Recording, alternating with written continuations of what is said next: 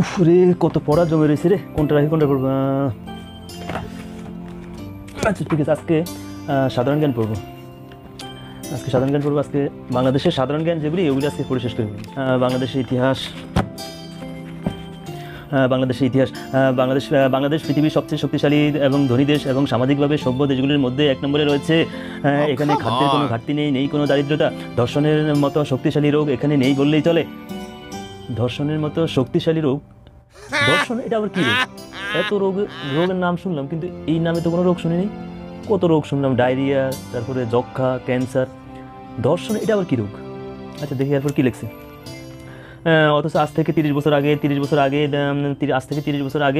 2020 সালে বাংলাদেশে ধর্ষণ রোগে প্রতিদিন 10 থেকে 15 জন নারী ও শিশু মারা যেত, কারণ এই রোগের কোনো টিকা ছিল না। 30 বছর আগে 2020 সালে ছিল, আজ থেকে 30 বছর আগে এখন চলে 2050, তাহলে আজ থেকে 30 বছর আগে 2020 সালের সময় ধর্ষণ নামে একটা রোগ ছিল। এই সময় কি হইতো, 10 থেকে 12 জন ডেলি, প্রতিদিন 10 থেকে 15 জন নারী পুরুষ মারা যেত এই রোগে। ওরে খাইছে রে, বাংলাদেশে এরকম ছিল? মা গো মা।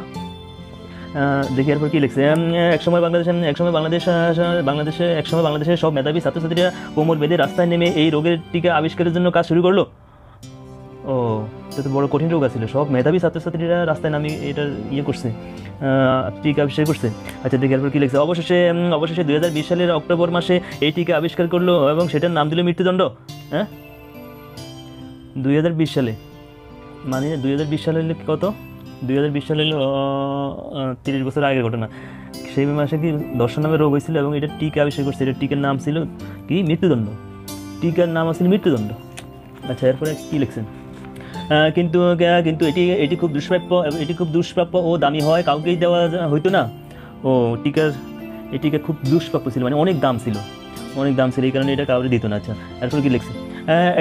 একসময় সর্বস্তরের জনগণ রাস্তায় নেমে আসলো যাতে এই ধর্ষণ রোগের টিকা মৃত্যুদণ্ড সবাইকে দেওয়া হয়। ও, এখন তো এরকম কোনো আন্দোলন দেখি না, তো ওই সময় এরকম আন্দোলন হইতো। আচ্ছা এরপর কি লিখছে। ছাত্রছাত্রীদের দাবির মুখে সরকার এই টিকা সব ধর্ষণ রোগীদের জন্য বাধ্যতামূলক করে দিল এবং আস্তে আস্তে এই রোগ এই দেশ থেকে চলে গেল। ও, তাইলে কি হয়েছে, এটা প্রতিদিন 10 থেকে 15 জন এই রোগে মারা যেত প্রতিদিন, তাহলে তো অনেক কঠিন রোগ ছিল। আচ্ছা, এই ধর্ষণ পর টিকা আবিষ্কার করছে কি? মৃত্যুদণ্ড। আচ্ছা, এটা একটু পরীক্ষা আসতে পারে।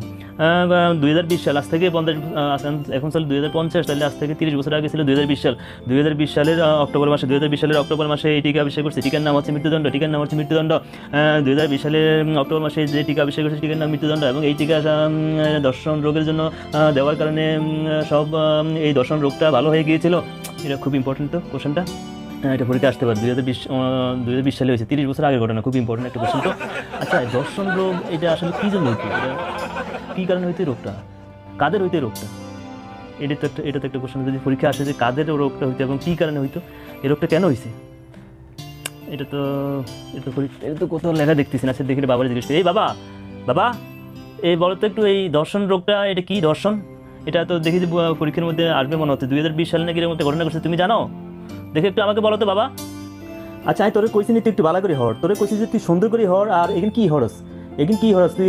এসব রোগের নামটা কীর্তি হরস তুই? আরে আচ্ছা ঠিক আছে, আমি তোরে কইতেছি। আসলে এই রোগটার কথা আমি শুনছি, ওই যে দর্শন নামে এরকম একটা রোগ আসিল।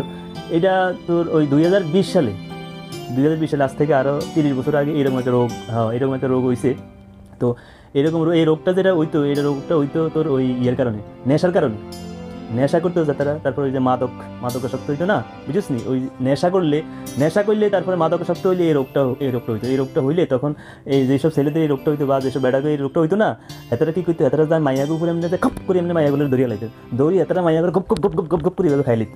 আবার অনেক সময় অনেক ফোলা করে দড়ি গপ গপ করে খাই লিত। তো এই রোগটা ছিল খুবই মারাত্মক, বুঝিস নি?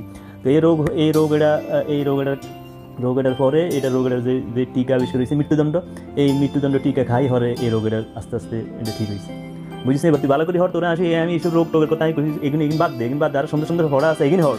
আর হরিকের মধ্যে যদি এবার না ঠিক আছে, তোরা আমি একবার শেষ করে গেলাম কইলাম, বুঝিস না? আমি গেলাম, আমি একটু দেখি বাথরুমে দিচ্ছি আমার।